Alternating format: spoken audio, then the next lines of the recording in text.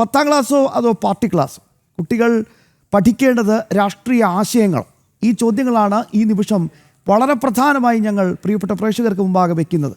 CPM രാഷ്ട്രീയ ആശയങ്ങൾ, അതായത് CPM രാഷ്ട്രീയം തന്നെ കുത്തി നിറച്ച് 10ാം ക്ലാസ്സിലെ സാമൂഹ്യ ശാസ്ത്ര പാഠപുസ്തകം തയ്യാറായിട്ടുണ്ട്.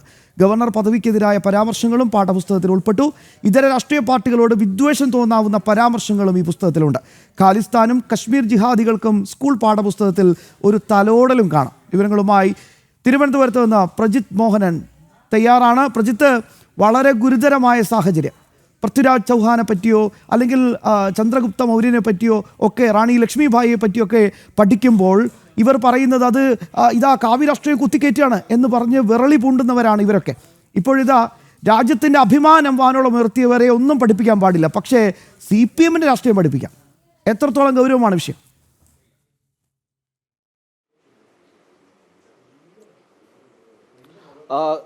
കൃത്യമായിട്ടൊരു കാര്യം പറയാനുള്ളത്, ശ്യാമ, ഈ വാർത്ത കാണുന്ന മാതാപിതാക്കളാണ് ഇത് ശ്രദ്ധിക്കേണ്ടത്. കാരണം നമ്മുടെ കുട്ടികൾ പഠിക്കേണ്ടത് ഏതെങ്കിലും ഒരു രാഷ്ട്രീയധാരയുടെ ആശയങ്ങളാണോ, അവർ ദിവസവും ദൈനംദിന രാഷ്ട്രീയത്തിൽ ഉപയോഗിക്കുന്ന അല്ലെങ്കിൽ ആരോപണങ്ങളാണോ എന്നുള്ളതാണ്. അത് മാതാപിതാക്കൾ കൃത്യമായി നോക്കേണ്ടതാണ്. ഇനി നമ്മൾ ഈ പാഠപുസ്തകത്തിൻ്റെ കാര്യത്തിലേക്ക് വരുമ്പോൾ, വളരെ 10ാം ക്ലാസ്സിലെ സാമൂഹ്യശാസ്ത്ര പാഠപുസ്തകത്തിൻ്റെ 2ാം ഭാഗത്തിലാണ് ഇത്തരത്തിൽ ഗുരുതരമായിട്ടുള്ള വിഷയങ്ങൾ ഉൾപ്പെടുത്തിയിരിക്കുന്നത്. ഇതിൽ എടുത്തു പറയേണ്ട ഒരുപാട് വിഷയങ്ങളുണ്ട്. നമ്മൾ ഇപ്പോൾ സർക്കാരിൻ്റെ ആരോഗ്യരംഗത്തെ മേനിപറച്ചിലാണെങ്കിൽ അതുണ്ട്. അതോടൊപ്പം തന്നെ ഗവർണർക്കും കേന്ദ്ര സർക്കാരിനുമെതിരായിട്ടുള്ള പരാമർശങ്ങൾ പാഠപുസ്തകത്തിൽ ഉൾപ്പെടുത്തിയിരിക്കുന്നു.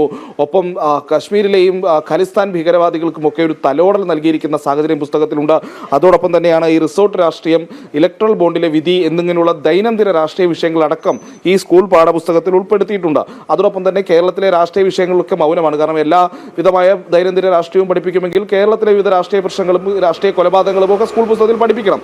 അതവിടെ നിൽക്കട്ടെ. നമുക്കിനി ഈ പാഠപുസ്തകത്തിലെ പ്രശ്നങ്ങളുള്ള ഭാഗങ്ങളിലേക്ക് വിശദമായി വരാം. ഒന്ന്, ഈ ജനാധിപത്യം ഒരു ഇന്ത്യൻ അനുഭവം എന്ന് പറയുന്ന ഒരു അധ്യായം ഈ പാഠപുസ്തകത്തിലുണ്ട്.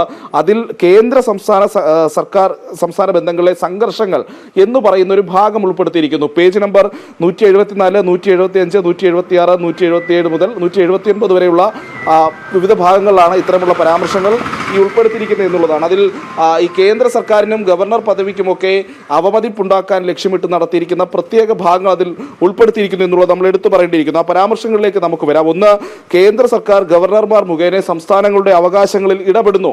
ഒരു രാഷ്ട്രീയ ആരോപണമാണ് CPM ഉയർത്തുന്ന. അതിനെ പലപ്പോഴായി കേന്ദ്ര സർക്കാരും മറ്റ് ഗവർണർമാരും ഒക്കെ കൃത്യമായി പ്രതിരോധിച്ചിട്ടുമുണ്ട്. അല്ലെങ്കിൽ ആ ആരോപണങ്ങൾക്ക് പിന്നിലുള്ള ഒരു ശരിയില്ലായ്മ അത് കൃത്യമായി ചൂണ്ടിക്കാണിച്ചിട്ടുമുണ്ട്. ഒരു രാഷ്ട്രീയ ആരോപണം മാത്രമാണ്, അത് പാഠപുസ്തകത്തിൽ ഉൾപ്പെടുത്തിയിരിക്കുന്നു. അതോടൊപ്പം തന്നെ കേന്ദ്ര പദ്ധതികളിലും വിഭവ വിതരണത്തിലും രാഷ്ട്രീയം കലർത്തുന്നുവെന്ന് നമ്മൾ ഈ മുഖ്യമന്ത്രിയുടെയും അല്ലെങ്കിൽ CPM സംസ്ഥാന സെക്രട്ടറി